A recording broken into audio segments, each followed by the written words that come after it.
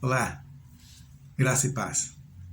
Essa é a 19ª semana da nossa jornada de leitura bíblica e estamos concluindo o livro de Deuteronômio, o livro da repetição da lei de Moisés, os últimos discursos de Moisés encerram essa semana.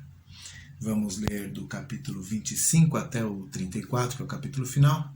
Está aqui o cardzinho com a nossa leitura, com as nossas leituras dessa semana. Nesse período, nesse trecho, nós vamos ver regulamentações diversas nos primeiros 2 capítulos, pena de açoites, como deveria ser executada, com muitos detalhes, inclusive, a lei do levirato, que era aquela legislação que garantia que cada israelita teria a sua descendência, né, mesmo que fosse na sua morte, por meio do seu irmão, fecundando a sua viúva, né? Uma lei um pouco estranha para nós, né? Ofertas das primícias, ofertas dos dízimos. É engraçado que nesse trecho aí do capítulo 27 você tem uma série de insistências de Deus dizendo, olha, eu que estou mandando, né? Acho que já prevendo a dificuldade que as pessoas têm de contribuir com a obra do Senhor, né? E o último discurso de Moisés começa no capítulo 27, quando ele chama o povo a confirmar a sua posição na aliança com Deus, dizendo amém, depois de cada maldição proferida, né? Mas o trecho principal desse capítulo está no... O trecho principal dessa leitura da semana está no capítulo 28, quando você tem ali as recompensas pela obediência e os castigos pela desobediência, pela rebeldia, né? São 14 versículos com recompensas ou bênçãos e depois mais de 50 versículos, 53 versículos com os castigos ou maldições da desobediência. Depois, no capítulo 29, a recapitulação da aliança do Sinai. Deus já tinha feito aliança com o povo, mas aqueles que fizeram aliança com ele morreram no deserto durante 40 anos. Então agora é uma nova população, é o mesmo povo, mas uma nova geração, e para isso então que Moisés está recapitulando toda a lei e agora recapitulando a própria aliança, né? No capítulo 30 tem promessa de misericórdia para quando eles se arrependerem e também mais alguns detalhes ali, né? No capítulo 31, disposições sobre o sucessor de Moisés, que a gente já sabe que vai ser Josué, é o nosso próximo livro, inclusive, porque Moisés vai morrer em seguida, né? Então precisa determinar quem vai ser o próximo líder. E também disposições sobre o livro da lei, que deveria ser lido de 7 em 7 anos, que deveria ficar num lugar especial dentro do santuário. E a reta final são os capítulos de 32, 33 e 34, que tem o Cântico de Moisés, um cântico muito didático, no qual ele procura exortar o povo a manter a obediência, uma bênção que ele profere sobre o povo e também o relato da sua morte. Então até aqui será a nossa leitura nessa semana. Os meus destaques nesse trecho vão, em primeiro lugar, para a confirmação da aliança por bênçãos e maldições, com mais maldições do que bênçãos, né? Mas quando a gente repara bem, a gente percebe que há um formato legal ali, né? Como se fosse um documento legal registrado em cartório. Sabe quando a gente assina um contrato de aluguel, por exemplo, e lá diz que se a pessoa pagar em dia, ela terá 5% de desconto, mas se ela atrasar, ela terá tal e tal punição, juros, multa, não sei o quê, né? Parece muito com esse tipo de dispositivo legal aqui esse trecho do livro de Deuteronômio, né? E, na verdade, a arqueologia nos diz que era bem comum esse tipo de acordo, de pacto, de aliança entre um soberano e uma população com esses prós e contras aí já previstos no contrato. Um outro destaque vai para a rebeldia, que já está profetizada. É muito interessante isso, né? O texto já diz lá, quando vocês se rebelarem, quando vocês não obedecerem, quando vocês...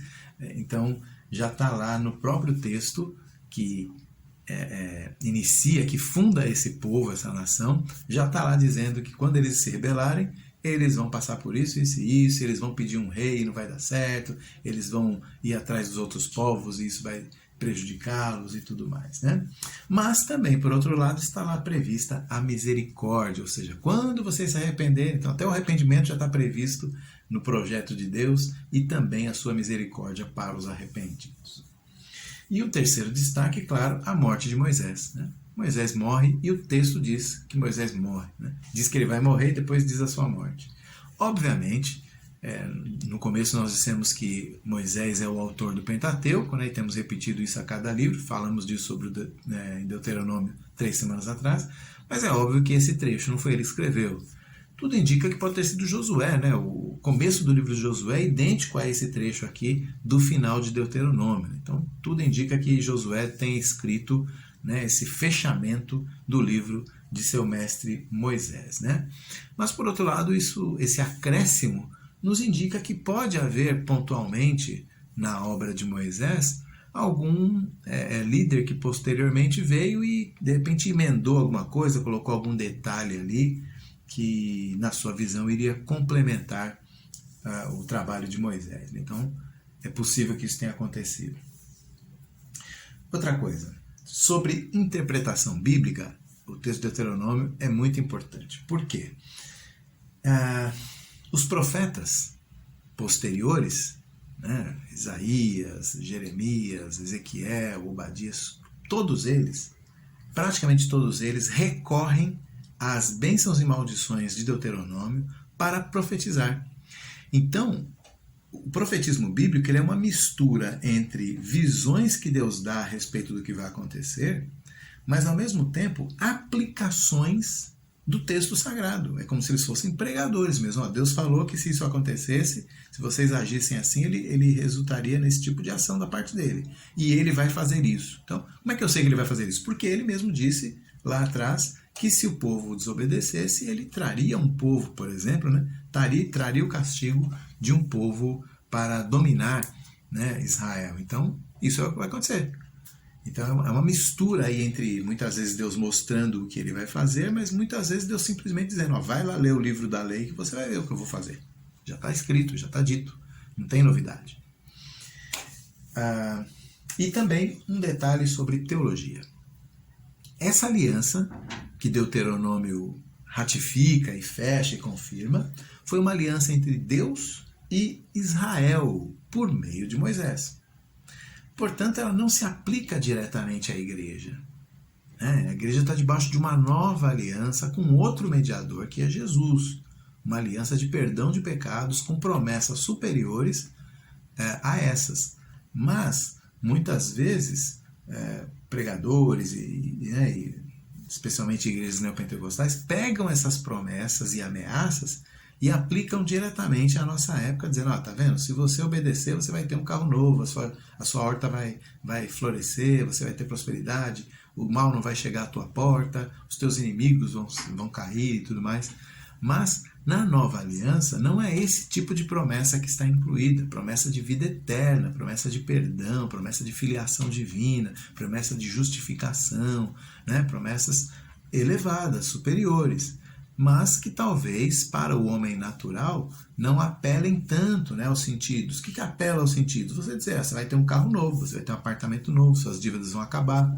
Isso apela mais, né? Então muitas pessoas pegam esses princípios lá do Antigo Testamento, da Antiga Aliança, e tentam aplicar diretamente aos dias de hoje. Isso é um erro teológico, mas muita gente faz isso com interesses, né, de manipular as pessoas e trazê-las para si. Bom, então, eram esses os destaques da nossa 19ª semana. Estamos fechando mais um livro, Deuteronômio. Semana que vem começamos Josué.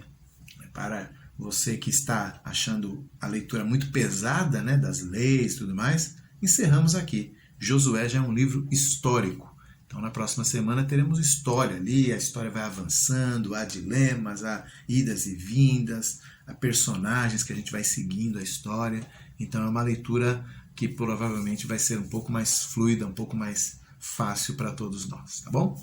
Mas, ainda assim, espero que essas reflexões estejam abençoando a tua vida e a tua leitura da palavra. Deus abençoe, até a próxima!